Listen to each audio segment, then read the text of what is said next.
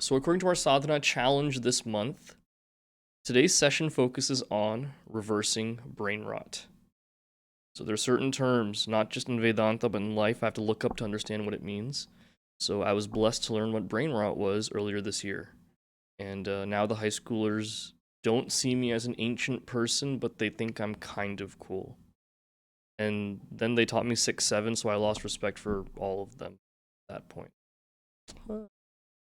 So, what is reversing brain rot about in terms of our context here?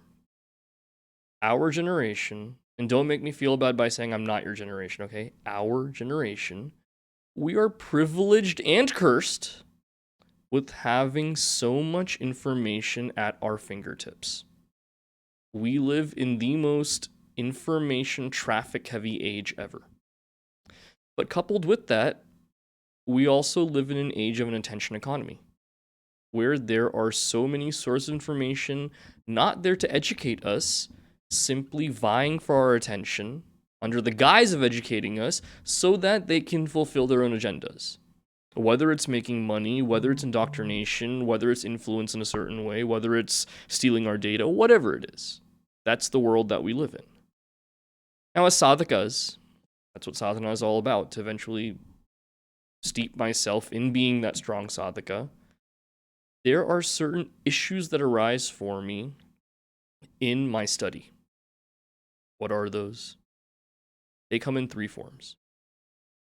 Pramana asambhavana, prameya asambhavana, viparita bhavana. What do these 3 words mean? Pramana asambhavana. Asambhavana means some kind of obstacle. Pramana means valid means of knowledge. What do I consider to be the truth? Where do I go to find this truth? What do I do with this truth? For any of these layers to work, the very first layer is, what do I consider to be that valid means of knowledge? Whenever we go through an issue, we go to that right authority, whether it's a person or an institution, to fix what that problem is. You have a problem with your license, you go to the DMV. There is no other institution that can solve that problem for you. And the funny part is, even DMV probably can't solve it for you, but you go anyway because that's your last hope. Like an agency like that, what is my personal reliance when I face problems? For this, we have to take one more step back then. The preamble to all of this is, what is the nature of my problems? Notice I didn't go to solutions yet. What are my problems at the end of the day? Where do I face problems the most? Relations with others, that's one spot. My own path and the work that I have to do, there I face issues. My own health of all 3 bodies. Physical health, mental health, a spiritual health as well. All 3 of these can suffer. Finally, it's fear of the unknown, regrets of the past. These are all what I say, my problems are peppered in all of these different areas. Now, what is that main source of all these problems then? It comes down to not knowing myself. Now, do I sound like an Instagram post when I say that? Maybe. Let's unpack it though. Me not knowing what my essential nature is, that causes rifts with people. Why? Because the expectation I have is the people around me, whether it's my loved ones or the people that I work with, should behave in a certain way with me. Should have a certain mental wavelength with me. And when that's not there, I get perturbed. You've been my partner for years, yet how do you not know that I wouldn't approve of this course of action that we're taking? You have been my parents since I was born. How is it that you could be so insensitive of this is what you say when I'm going through something? That's on the level of relationships. And work-wise in the path that I take. I did everything right. Good grades in school, went to the right college, good program there, got the right internships. Now I find that work life freaking sucks. It's there. It's so easy to be disenfranchised and disgruntled when seemingly I've done everything right, yet things don't work out the way they should. Expectation, again. And sometimes we kick it down the road. These next 3 years of my life will suck, but then things will get better. And 5 years later, I find, damn, life still sucks. You know what a gut punch that is? Expectation is the harbinger of that again. Okay, so we've covered work life, we've covered relationships, then my own health. I find myself in a situation where I feel like everyone's telling me I should be happy. You have a good salary, you live here, you have this kind of a partner, you're doing this, of course you should be happy. And it feels like nothing pisses me off more than having to hear that from people. When, hey, what inner turmoil I'm going through, who else will know but me? At a physical level, that's health can suffer, but at least I can point to this is the reason why, and I can find some kind of remedy for it. It's pretty straightforward that way. Mental health is a lot more tricky. Imagine having shackles around you that no one can see, you can't even see, but it keeps you from even wanting to get out of bed in the morning. It can be a very dark, painful place to be. And you can't even pinpoint what is the reason for this. It seems that I have the job I should be having, I'm in the path I should be having, all of this. What is it that's still missing? Spiritual health as well. I may have been someone that went through the entire Balvihar program. In college, I tried my best to stay connected. I attend Hari's class, and I even stay awake during most of his classes. Still, from a spiritual standpoint, I don't really feel it. I understand what's being taught at a logical level. I can even see how the practicality comes out in my daily life.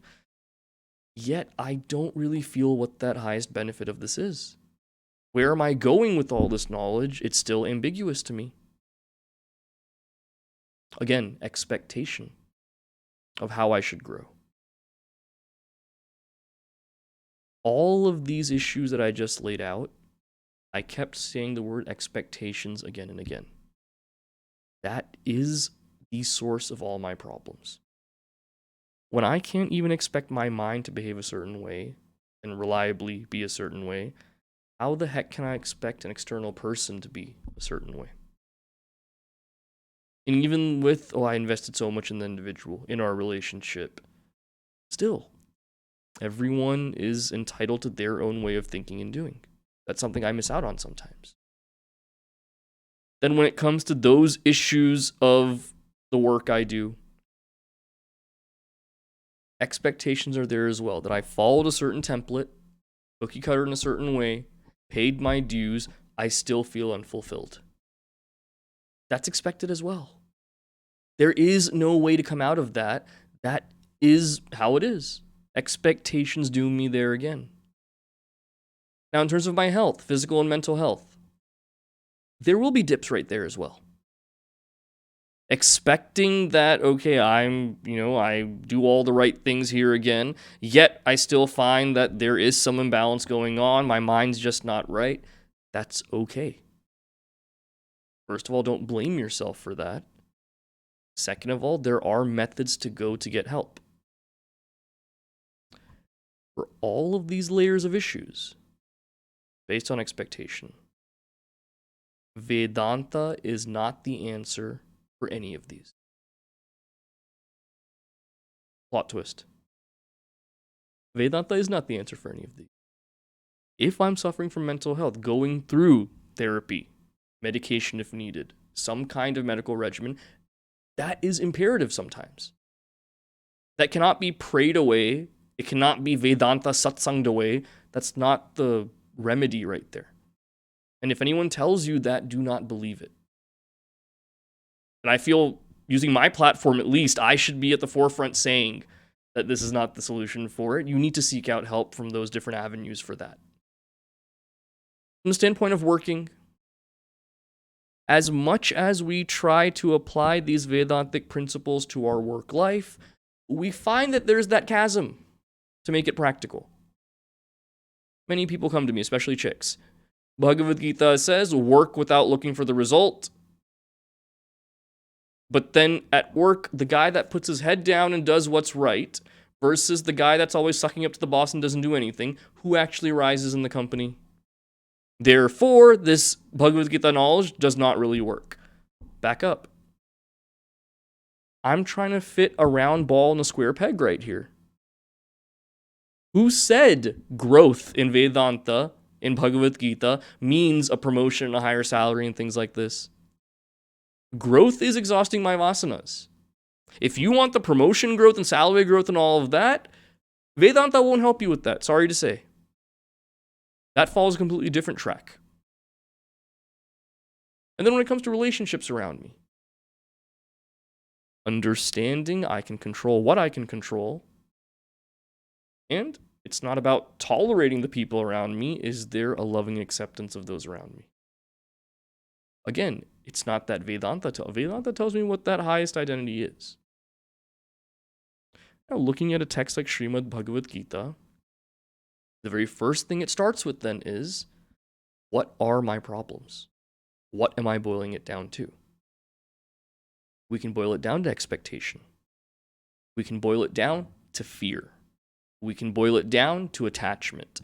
All three of those are aligned at one layer of giving me problems. Attachment leads to fear. Fear leads to expectations. It's clearly there. What's the next question to ask then after what are my problems? Where is the answer? Not just what is the answer, where do we look first? This is where the scriptural knowledge makes an entry.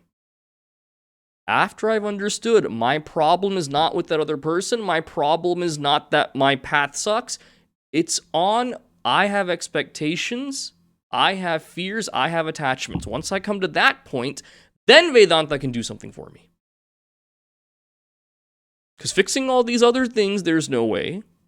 Fixing that problem of my own attachment and things, there are ways to fix that right there. Let's let that be our starting point. So again, we started at there is so much information coming at me. What to do with all of that? So in Srimad Bhagavad Gita, the 18th chapter, shlokas 30 to 32, the analysis taken up with the gunas is of the intellect buddhi. A tamasic intellect is one that mistakes wrong for right. Not just confusion. Whatever is wrong sees that as the right thing. Adharma for dharma. Seeing that action which hurts, that mindset which leaves me dull, things that should not be entertained, I take that as the truth, and I think that is the right course of action. Imagine you have an upset stomach, and for the medicine, you take chocolate. It's like doing that. The exact opposite, exact wrong thing to do in that situation. That's what I want to vie for. That is a tamasic intellect. Don't I find myself in those situations? Often. Where it's not a lack of intelligence that's spoken of here. We're all intelligent. Every single person's intelligent, no doubt.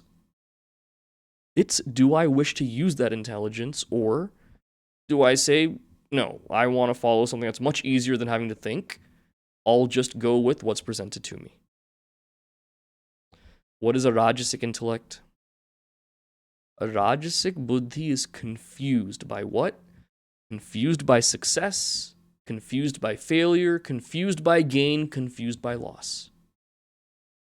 When I have a rajasic intellect, it's really easy to fool me into anything. All I have to do is put these imaginary carrots out there. And I'll run after them. We see this. Two celebrities I can think of, right, that have explained this at length, this whole process and how that happens. First is Dave Chappelle, one of my favorite comedians. I know in recent years he's gotten canceled, but I focus on the good vulgar things he says, not the bad vulgar things he says. But in his career, there's a point. He had the Dave Chappelle show, which was seminal at the time that it came out. I think after the second or third season, they offered him a $50 million contract, which is like, that's, at that time especially, early 2000s, that's enormous. He said no to it. He gave it up and he went to Africa out of the limelight for several years. They asked him, why'd you do this?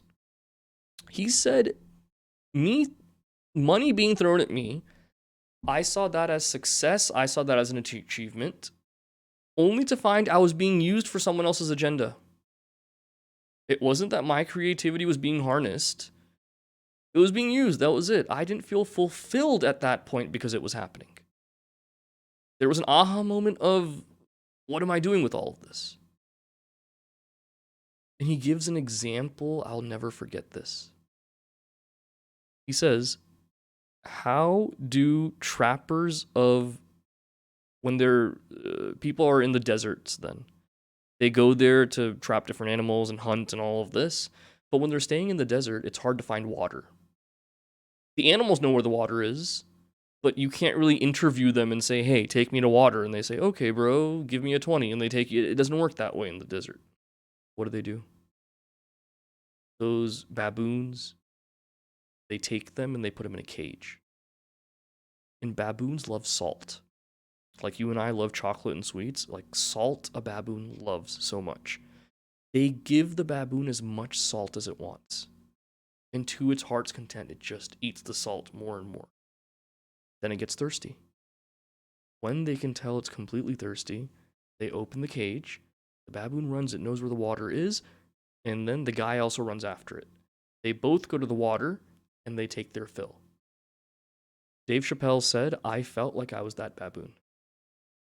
For other people to mint what they wanted to or get what they wanted, I was simply a vehicle that people were hitching a ride on to get there. I wasn't being valued for my talent at all. He said that very clearly. Another celebrity looked at it from a different angle then. One of India's greatest singers of all time, Sonu Nigam. What did he say? There was a time in his career he was singing, probably he said, about 10 songs a day he was recording. In his heyday, early 2000s. He stepped away from everything for a number of years as well. Why?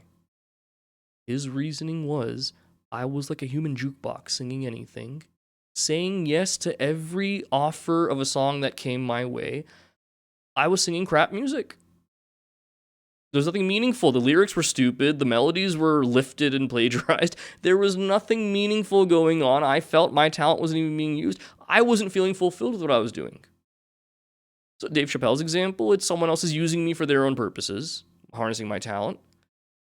Sonu Nigam's example is there is no talent even being shown. I'm doing everything and anything anyone wants. Where is the joy in actually using my discretion for something positive there?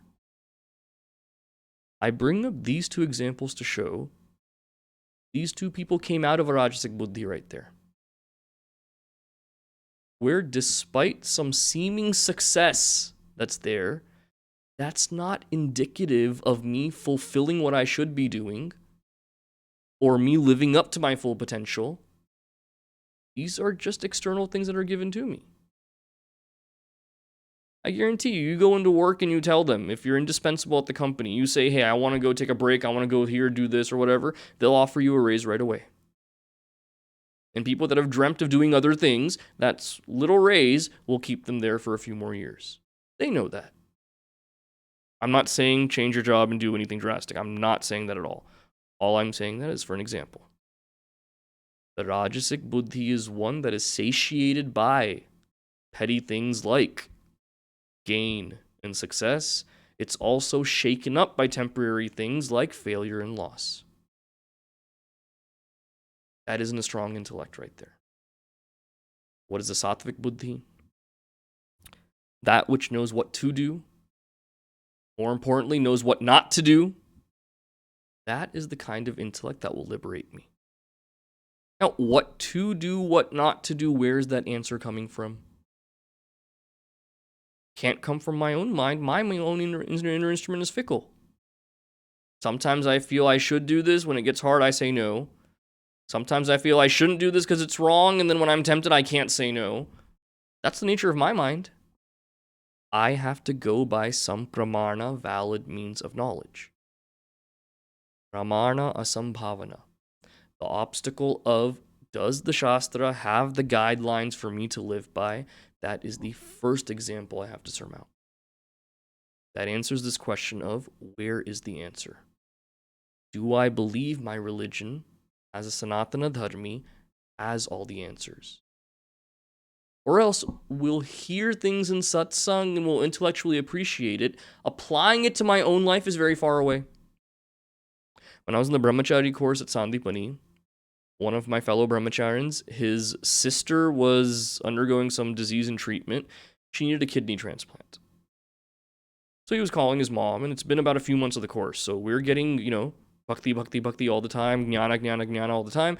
So he told his mom, he said, Bhagavan will be there for everything, don't worry. And his mom's response was, yeah, that works for you in your ashram, this is the real world. So do I see it as this knowledge works in some settings within the four walls of the temple? Outside of there, other solutions are needed because those are real problems in the real world out there. If that's my mindset, I have that pramana sambhavana still. I don't believe this knowledge has the answers for me. I'll intellectually appreciate this, emotionally appreciate this, enjoy the social aspect of this, but when it comes to truly solving my problems, I have to go somewhere else for that. Pramana asambhavana. Next is prameya asambhavana. Prameya means that knowledge and knowledge transfer. Intellectually knowing this knowledge, but only superficially knowing it. Now, this is where the institution's role comes into all of this. At the beginning of the year, I found myself in kind of a quandary. What I was noticing was, as Hindus in the Chinmaya Yuva Kendra program, despite the best efforts of our Swamins, Brahmacharins, Sevaks, the understanding of Vedanta, understanding of the point of this religion, still remains quite shallow. It's not a criticism. Just objectively saying it still remains quite shallow. In that, the practicality of it, the deeper meaning of it, is not really sound. And this is when I have discussions with chicks. They've said they studied a certain text. Okay, I'll ask them a few more questions. Not about recall memory, or it's not a quiz in that way, but misconceptions that really derail us. Those still abound and exist. So I said, okay, what are the real chick offerings that we're doing that can help that? Process-oriented. When it comes to these deeper aspects that need a little bit more contemplation, this weekly chick class, I can't really address those things. You guys are at school all day or at work all day. This should be something uplifting that doesn't make your brain hurt, keeps you awake. At the same time, you have to feel you're getting something out of it. Right? So I do some fun things like movie workshops sometimes. I have a discussion element in there for you all to learn from each other. I try to delve into certain topics in a certain way, making it practical. But those deeper technical points and things, I just don't feel this is the right place to give that. Now we have our camps. I stopped taking texts at camps. I take topics instead. Taking a text, no matter how small, it's like a race against time. And not giving each shloka justice, it hurts me in my heart. I feel like I'm hurting myself at that point. I feel like I'm letting myself, you guys, Puja Gurudev down when I can't go through and give it justice to each shloka. So by topic then, the joy of stress. We can, we will, we must.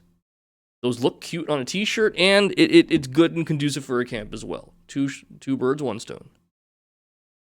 But even there, some question and answer sessions can be there. Going in depth, it's harder. The one place I find that I can delve into that is having one extra chick class, like the Panchadashi 6:30 a.m. class, posted to YouTube so that you can watch it. There I go a little bit more technical into things. A little harder for chicks to stay awake listening to that, but for the ones that are interested, they can get a little bit more out of it. Some things that are answered more, a framework, going deeper into what the religion has to say. The one kind of experience I can think of really handles this prameya sambhavana in a systematic way has to be something that's program related for an extended time where you can shut out everything else and simply focus on this knowledge. In my mind, that's the youth empowerment program. That's why it was constructed that way. And those of you that have attended can attest, being in a singular location with no other responsibility for weeks on end, with consistent satsanga that is taking place multiple times a day, coming from different angles, whether it's different perspectives from various texts, various insights from different faculty members, different swamins, brahmacharyas, that adds a layer to really addressing this prameya sambhavana.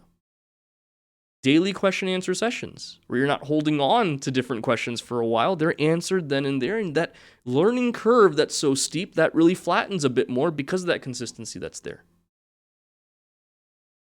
You take up a sport. There's a difference between playing it once a week versus being in an immersive environment where you're playing every single day. Your improvement increases tenfold right there. Same thing with flexing the spiritual thinking muscle as well.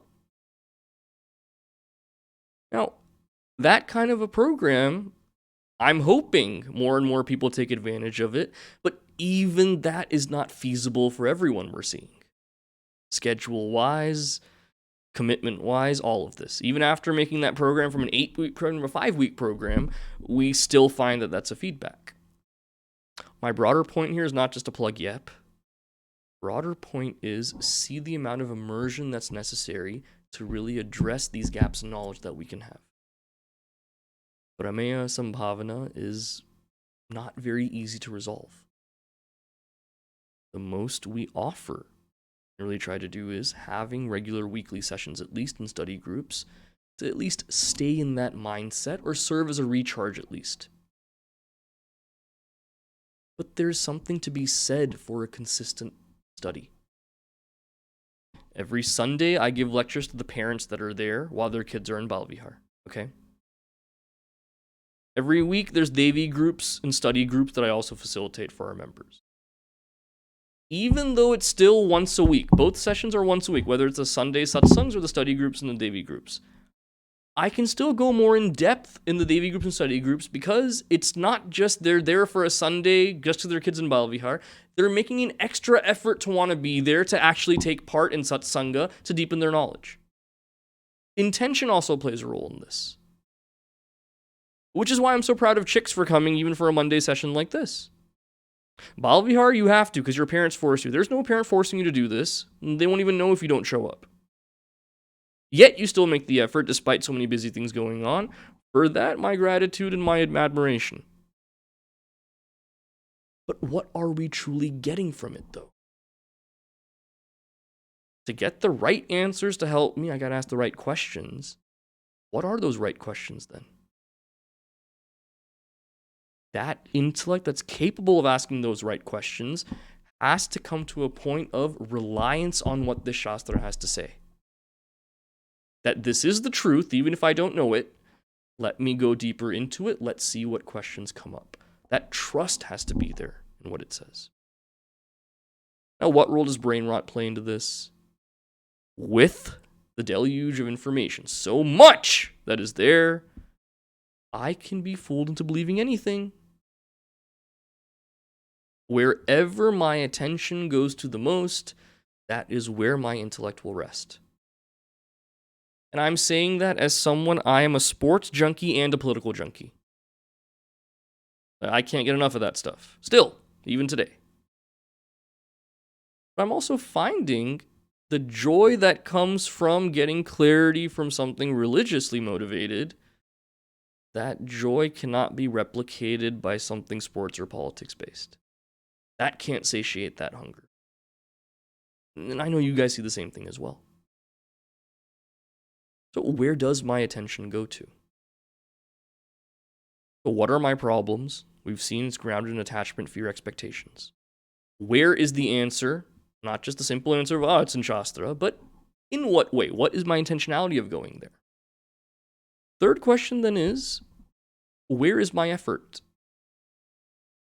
How much effort do I want to put in to say that taking up a sadhana or this religious path, I want to go full steam ahead with it? Now for this part, I'm really, really lucky today in that I get to quote one of my favorite texts. Panchadashi has so many chapters, 15 of them. This is from my most favorite chapter, the 7th chapter. So what's given here? It talks about what kind of intensity and what kind of attitude should I have in seeking the self. So what's the first one that's given? I won't read the Sanskritam shloka, I'll just tell you in English what it says. One shloka says, just as someone who lives in a worldly way, they are always alert on enjoyments, like necklaces and jewelry, perfume, women, clothes, gold. Just as they are alert on those types of things always, am I having that same alertness to wanting to understand what this self is? Think about it. If it's, wedding time for someone, that's all they're thinking about, all these kinds of things. I have a friend recently got married. She's got baby fever. Anytime she sees a baby anywhere, it's like, oh, I want a baby, I want a baby. That's all, the mind is on that at certain times. Now, there are some milestones in life that attention will be there, excitement should be there. That's a part of living. For other parts of life, however, I got an alert on my phone about something that's happened. Oh, I have to know about this. Is there that same excitement to know about the self? To dive deeper into it. Question to ask myself. Another example. There are people that whenever they engage in debates or they go somewhere to speak, they want to dominate over their opponents. Whether it's poetry, dramatics, logic, things like this. So they're always engaged and brushing up on those skills. Knowing the latest things and everything. Because they want to win. They want to show that they know more than anyone. Do I have that same tenacity to inquire about the self? Not just to tell others, hey, I know this or that. Do I have that same effort that I put in to want to study, to want to know more? Right? Another shloka says, just as someone to get some better situation than they're in right now, a bigger house, this or that, how diligently they work to earn and to save money. Do I work that real diligently to earn this knowledge and to keep brushing it up and keeping it with me as well? We're investing for the future. Do I see this knowledge as an investment for the future? Not just something that passes by or nothing else to do, so I might as well think about this. Is it something I see that is required as an investment to help me in the future? And finally, this is my most favorite shloka. When it comes to any field, it could be a sport, it could be my own vocation, whatever it is. Kaushalani vivardhante. We always want to be kushalaha. We want to be efficient at that. To increase efficiency, Desham abhyasa partavat. Abhyasa is constant practice at that thing. Constant practice. There's a reason why a good classical singer will never go off tune. Why? Because it's like that tune has been embedded into their minds right there. That raga will never lose its shape because it's so deeply in there. In the same way, when I want this liberation, am I willing to practice my skill of viveka, discriminating between real and unreal, that fervently? Just as fervently as learning any skill, to be completely efficient with it, do I attack this viveka again and again, trying to make that part of me? How fervent am I about that?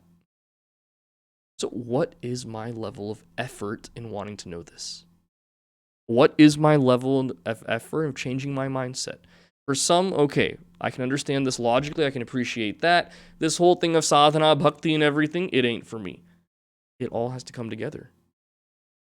How diligent am I about wanting to change in any way to get to that point? Some people try japa for a week and they say, my mind got sidetracked, this isn't for me, I can't do it. Where's the renewed effort to do it then? In all other areas of life, we'll still put that effort. If we don't put that effort into work, we're penniless and without a place to live and nothing to eat. We gotta do it. Do I see this as something I got to do in the same way? How much convenience do I take in it?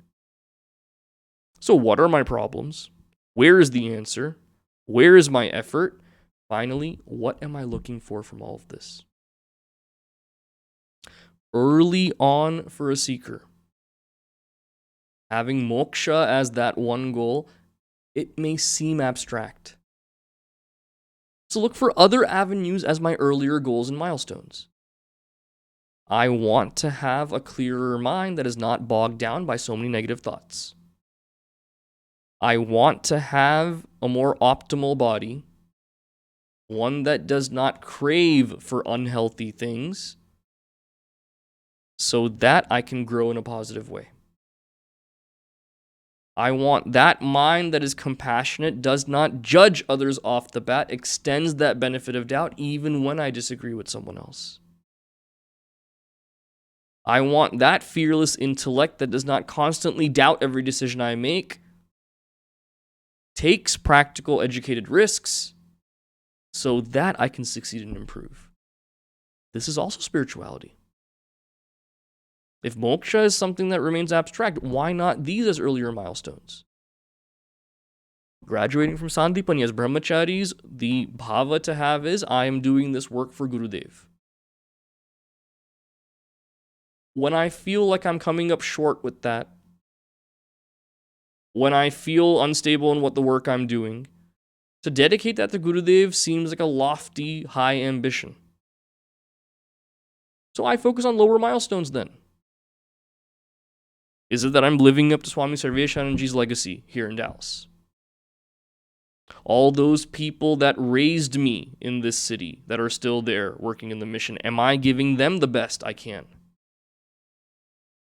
Am I improving in my interactions with people? Being nicer than I was before? Having more clarity when I work? Having an understanding of what other people go through to reach out to them better? These are all those milestones. That's also spirituality and growing. Giving it all to Gurudev may be a little far off for me. Not at that point yet with everything. I can still accomplish all these other things right here. So again, what am I looking for from this knowledge? What am I wanting to accomplish with it? The brain rot that we find ourselves in is because with so many things seeking our attention constantly, it seems this sadhana and this reflection and dwelling on these things is like a footnote, an afterthought. So many things demand our attention. It's not a simplified time. One reason for that is we're always on our devices. Another reason is it seems that I can take work and responsibilities, those are always on my shoulders without a break at any time. Am I able to make time for those things? Am I able to understand that for my spiritual health, it's important to make this effort in this direction? If that means cutting out other influences that come in, so be it. That's why satsangatvam is sangatvam. Those negative influences coming from people, cutting it. That's why ahara of what I consume at the basic level. If alcohol plays a role in diminishing that growth for me, cutting it. That's why when it comes to speech as well, and austerity, if the thoughts I express to others are full of negativity and venom, cutting that as well. Taking that up as a sadhana. All of these different influences that come in, if they're not adding to my spiritual growth, cutting them. Sadhana is nothing but that. Focusing on that which must be focused on, cutting off that which is not to be entertained. So what is the challenge that we can have for this week? Very, very simply, outer expression should be the way we look at how we have to change our habits. How many people do you speak to in a given day? Think about it for a second. It could be an average of, say, 5 or 6 people, maybe. Like actually, not, hey, what's up? I'm good. How are you? Cool. Walking away. That's not speaking to someone, okay? That's a social obligation we've been conditioned to do. And even if we feel bad, we just say good and we leave it at that. That's not a real interaction. How many people do we actually speak to? In those interactions, what is it that I'm adding or expressing? That's one thing to look for. Other thing to do is, anytime I'm interacting with someone else, what am I assimilating from what that person is saying? How much do I let it come in and actually have an impact on me? How much do I just let it go and just, it doesn't really matter, it's inconsequential? Recently, there's a meeting that we had, and people were like, Huddy, we told you this like 3 weeks ago in a meeting. You're asking about it again. And I was honest. I can be honest with Savux. I was like, I guess it just wasn't given an interesting way enough for me to retain, I guess. I don't know. I must have forgotten what was given. I usually don't forget things like this, but I guess, I don't know. I was there. I just wasn't there, I guess. Mea culpa, my bad. I'm sorry. So like that, when do I zone out when people are talking? When do I actually pay attention to what people say? We were studying for midterms when I was in college for one of my classes. Our professor was a quirky kind of guy. He'd say some outlandish things. He dressed like a weirdo. Professors, you know how they are. So then we were talking in the study group that we had about answering one of those questions. All four of us, neither of us wrote in our notes that day what he said about that topic. We remembered what he wore that day, remembered that he spilled water on himself as he was drinking it. We remembered all of that from that day. We didn't remember what he taught, though. Isn't that frustrating? We remember all this peripheral nonsense, but not what the essence is. So like that, when people are interacting with me, what do I actually hone in on? What do I zone out on? Think about this. For what purpose?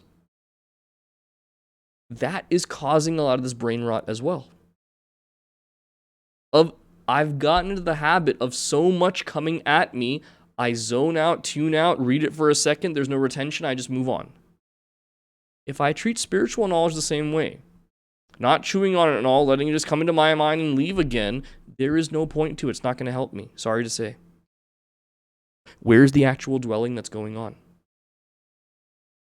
Where is saying, I'm going to think deeper about these things, let me actually delve into it?